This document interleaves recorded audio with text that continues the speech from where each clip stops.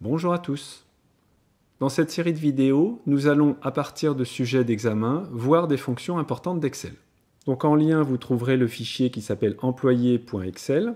Donc on nous dit, on a un tableau qui est sur la feuille employé, donc c'est la première feuille, avec donc comme données les noms, la distance domicile-travail, le type de véhicule de l'employé et s'il est à 80% ou pas.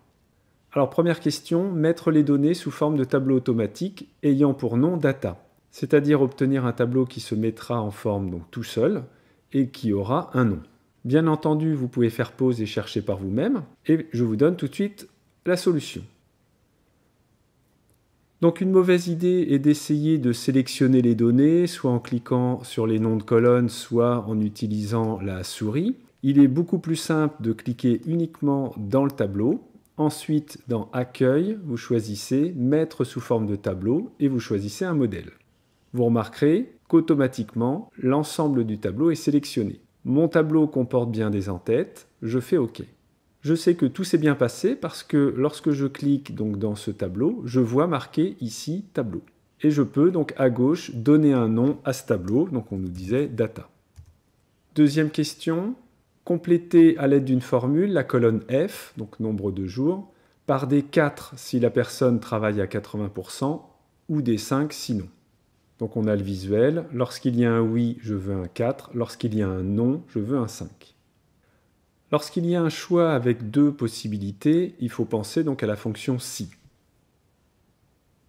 Alors il est important de voir que la fonction si n'est pas toujours obligatoire. Imaginons par exemple que je me demande quelles sont les personnes qui travaillent à plus de 50 km de leur domicile. On pourrait imaginer une formule comme si la distance est plus grande que 50, à ce moment-là j'écris par exemple oui, sinon j'écris non. Bien ça c'est pas du tout obligatoire, il suffit de faire égal, donc une formule. Je clique sur la distance domicile-travail et je demande est-ce que cette distance est supérieure ou égale à 50. Donc je fais juste le test, mais je n'ai pas l'affichage oui-non. Qu'est-ce que je vais avoir en retour? Je vais avoir des faux ou des vrais. Donc c'est suffisant. Je sais que lui et lui sont vrais, donc ce sont des gens qui travaillent à plus de 50 km de leur domicile. Donc on voit qu'il n'est pas du tout nécessaire d'utiliser une fonction si pour obtenir la réponse. Alors revenons à notre question. Donc moi ici je veux un 4 ou un 5. Donc effectivement je vais être obligé d'utiliser un si, car dans la cellule, je ne veux pas voir seulement vrai ou faux, mais je veux un visuel avec un 4 ou un 5. Donc on va aller dans Formule, ensuite Logique, et on va utiliser le si.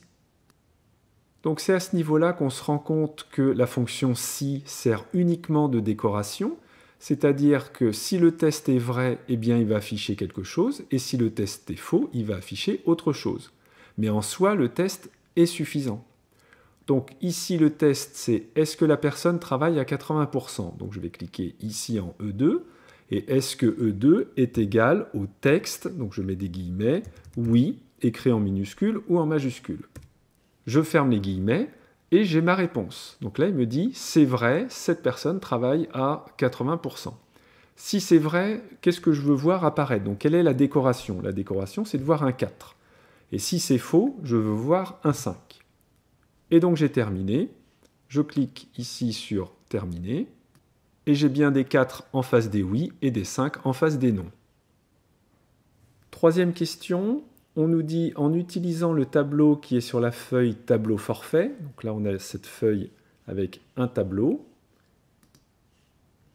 retrouver en fonction du kilométrage et du type de véhicule, donc en fonction des kilomètres et du type de véhicule, le montant du forfait donc, que va recevoir la personne. Et donc on mettra le forfait en colonne G.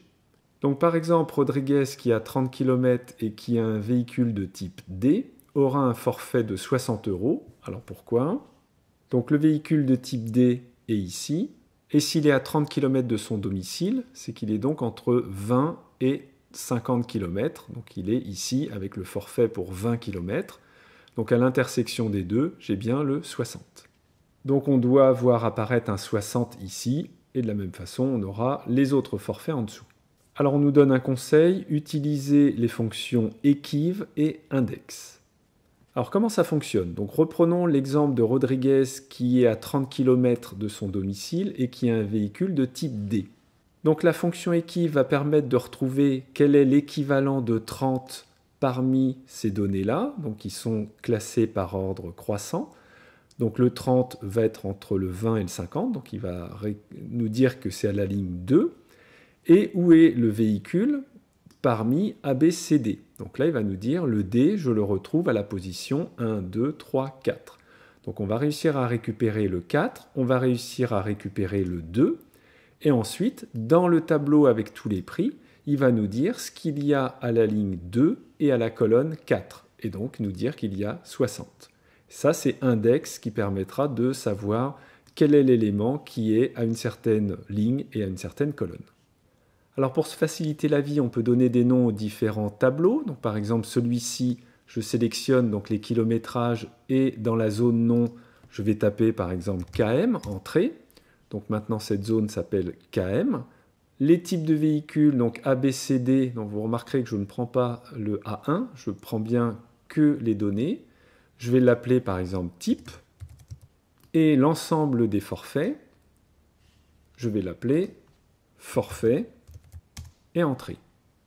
Alors si pour l'instant je le fais uniquement avec le kilométrage, je vais donc utiliser dans formule la fonction qui s'appelle équiv. Donc dans recherche, j'ai équiv et il va nous demander quelle valeur on cherche. Donc je cherche le 30 km. Où ça? Eh bien dans un tableau que j'ai appelé KM. Donc je peux taper directement KM et je vois apparaître 0, 20, 50 et 100. Et en troisième paramètre, il me demande un type.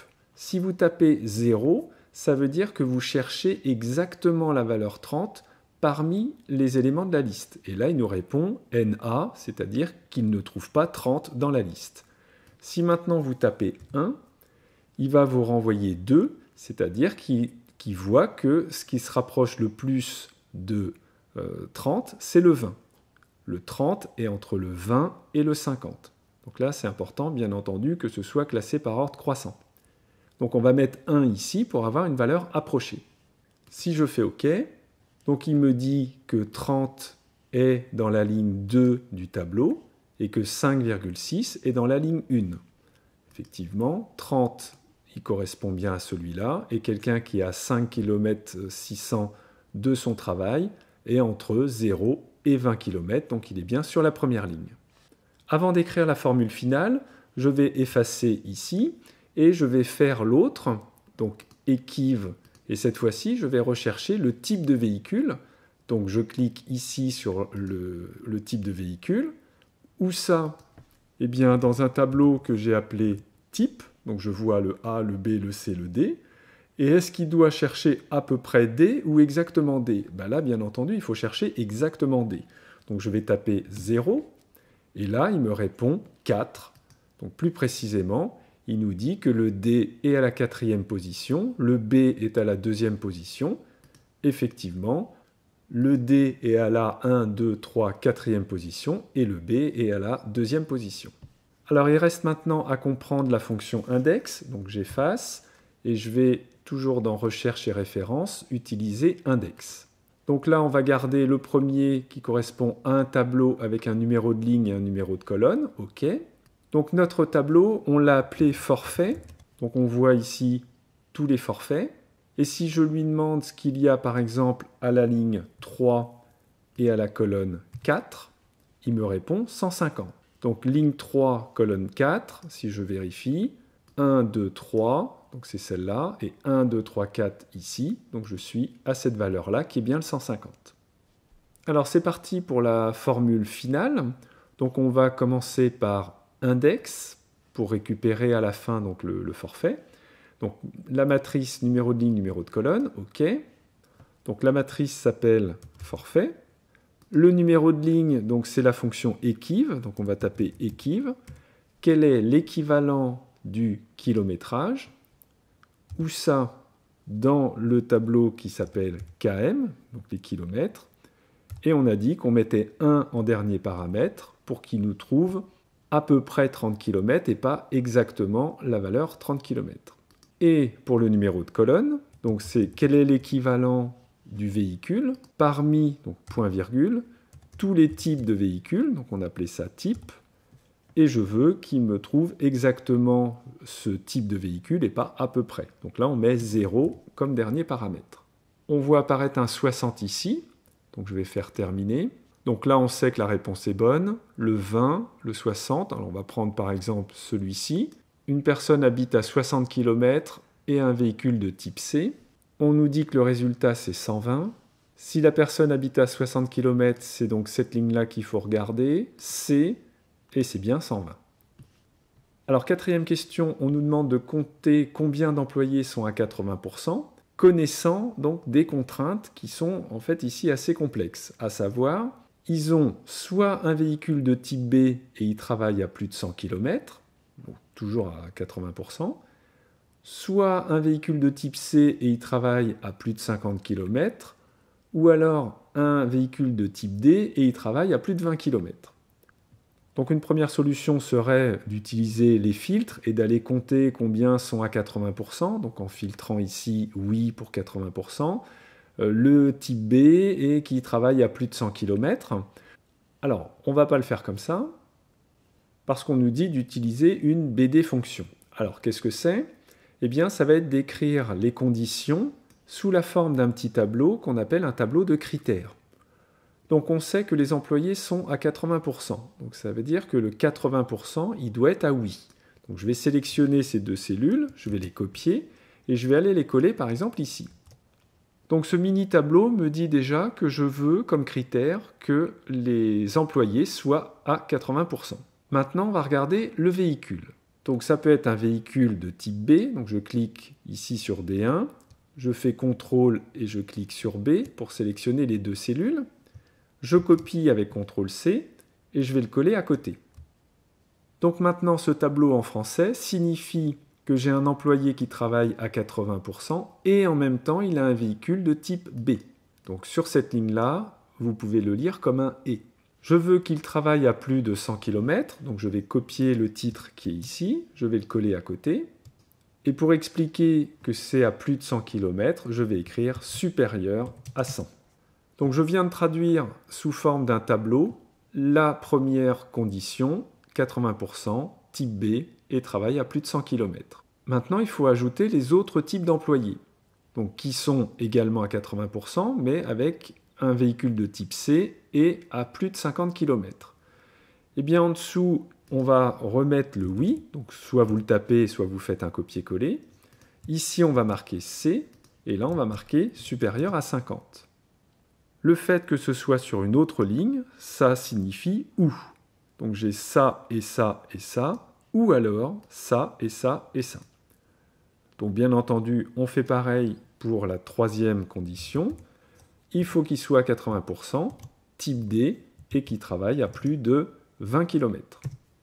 J'ai fini pour la traduction de cet énoncé.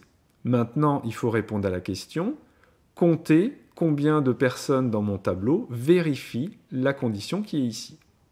Pour ça, on va utiliser donc une BD fonction. Donc je vais me mettre par exemple ici, formule, et je vais cliquer sur insérer une fonction. Donc vous recherchez dans la liste celle qui s'appelle BD, donc vous en avez plusieurs, BD max, BD min, BD moyenne, et celles qui nous intéressent, il y a BDNB ou BDNBval. BDNB va compter un nombre de nombres et BDNBval va compter le nombre de cellules qui ne sont pas vides. Donc par exemple, ici, on peut compter le nombre de noms qui vérifient le critère qui est là. Donc on va utiliser plutôt ici BDNBval. Alors là, attention, on va nous demander donc trois choses. Où est la base de données? Donc évidemment, elle va être ici. Quel champ vous voulez compter? Là, il nous dit « je veux bien compter, mais dites-moi quoi? Est-ce que je dois compter le nombre de noms, le nombre de domiciles travail, etc. » Et le critère, ça c'est le plus facile, c'est le tableau qui est là. On peut commencer par celui-là. Vous cliquez ici, vous sélectionnez le petit tableau et c'est fini. Maintenant, la base de données, attention, quand vous allez sélectionner le tableau, alors regardez bien où je suis juste en haut à gauche du nom, il y a une petite flèche noire qui apparaît et je clique une fois. Qu'est-ce qu'il fait? Il écrit data, puisque le tableau s'appelle data. Mais attention, si je fais ça, ça ne marchera pas. Il faut également qu'il y ait l'entête. Donc comment faire? Eh bien, vous vous remettez exactement au même endroit et vous cliquez une autre fois. Donc en fait, vous cliquez 2 fois à cet endroit-là. Et là, vous verrez marqué data suivi de tout. C'est-à-dire qu'il a vraiment tout pris, y compris la première ligne. Alors là, on a presque fini. Déjà, on voit même apparaître un 7 ici, sauf qu'on se dit, il a compté, mais il a compté quoi? Alors on va lui expliquer qu'il faut compter par exemple le nombre de noms. Donc vous cliquez sur l'étiquette de nom, marqué nom, mais ça marcherait évidemment si vous prenez véhicule, ça fera pareil. Donc là on va compter le nombre de noms, et donc il va marquer data en tête, donc c'est bien cette ligne-là, et il a récupéré le champ qui s'appelle nom. Vous cliquez sur terminer, et vous avez bien le 7 qui apparaît.